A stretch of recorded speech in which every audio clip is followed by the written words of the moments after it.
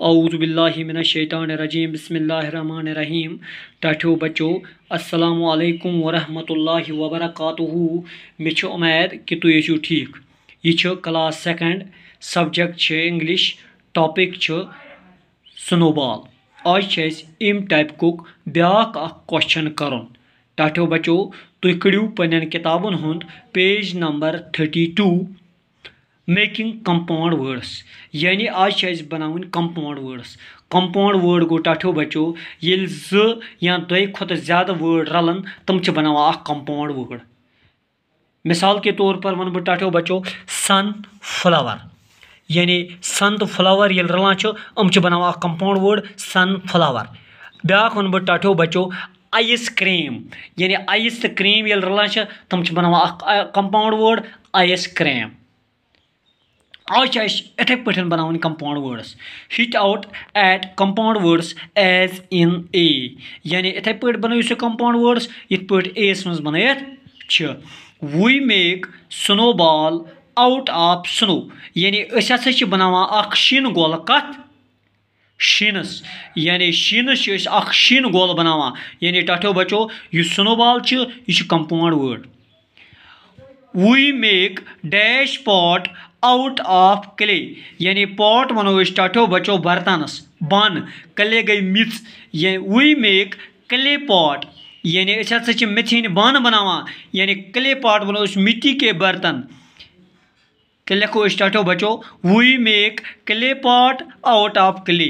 यानी clay pot गो टाठियो बच्चों तेल compound word. We make dash nails out of iron. अस बनावा टाठियो बच्चों नेल्स वन किल। यानी यम पन्न गरन मज इस्तेमाल करान आयरन गो शिस्तर। We make iron nails out of iron. यानी आयरन पे हसा बनावा आयरन नेल्स। यानी टाठियो बच्चों आयरन नेल्स गो तेल कंपाउंड वर्ड।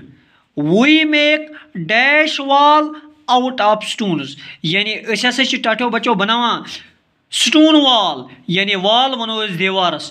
यानी स्टोन वन पत्थर कन। यानी कन हुन दीवार बनावान टाठियो बच्चों को टाठियो बच्चों स्टोन वॉल गो तेल compound word. We make dash bag out of paper. यानी टाठियो बच्चों बैग वनो लिफाफा। पेपर गो कागज। यानी we make paper bag out of paper. यानी अस कागज पे बनावा कागजी बैग। यानी लिफाफ बैग ये वनो कागजी लिफाफ ये वनो। We make paper bag out of paper. We make dash thread out of cotton. Thread गो टाठियो बच्चों पन धागा। We make cotton thread.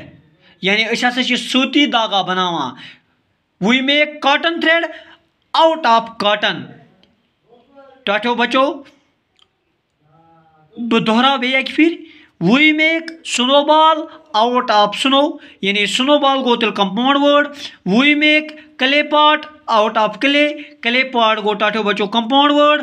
We make iron nails out of iron. यानी आयरन नेल्स गो compound word. We make dash wall out of stones. यानी stone wall गो compound word. We make dash bag out of paper. We make paper bag out of paper. यानी paper bag गो compound word. We make dash thread out of cotton. We make cotton thread out of cotton. टाठियो बच्चों cotton thread गो तेल compound word. मे उम्मीद तुम सबक समझ आमुत। बाकी वसलम।